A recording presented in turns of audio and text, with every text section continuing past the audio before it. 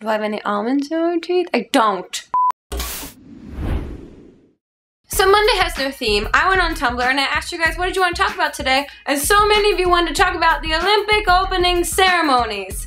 So I decided to make this video a Team Champions of Life video and talk about the Olympic opening ceremonies. Note, this is not a review. This is simply a description of the events that happened during the Olympic opening ceremonies. Not a review. There are no opinions here.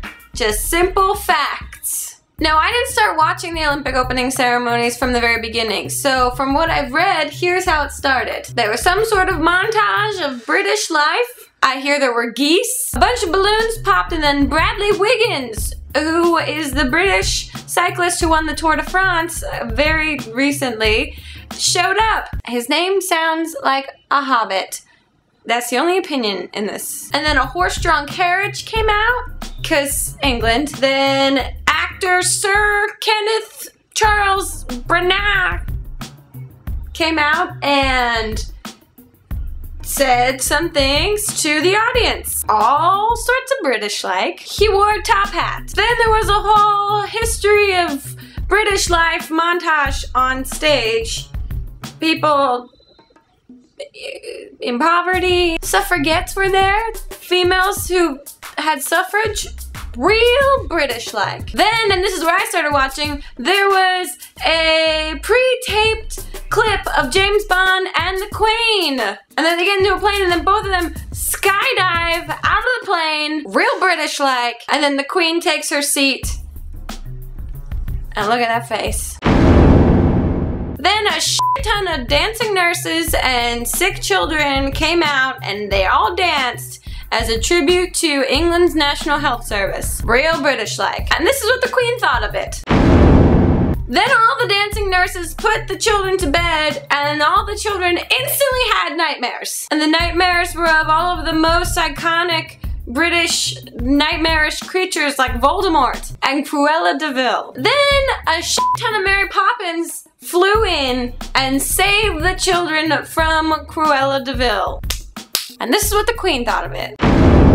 Then Mr. Bean came out, thank God, and played Chariots of Fire. I wonder what the Queen thought of that.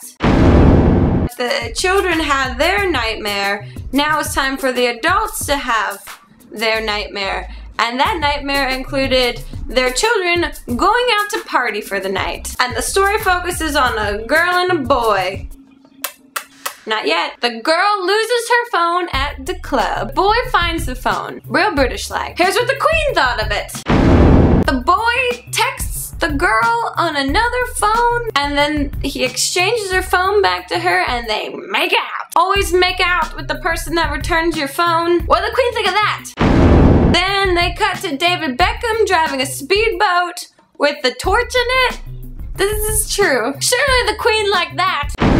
And they had the Parade of Nations. Yay, all the countries. Then the Arctic Monkeys performed. That's the Queen's favorite band. Then the Queen, real charismatic like, finally got to do her f***ing job and announced the opening of the Olympic Games. Then David Beckham finally showed up in his speedboat, gave the torch to an actual Olympian, and that Olympian ran the torch for a little bit and then got accosted by some youths. And they took the torch and they ran and ran and ran and ran with that torch.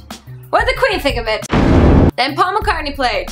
The end. So if you missed the Olympic opening ceremonies, now you didn't. So that's what happened. And God save the Queen. Bye! Team Champions of Life.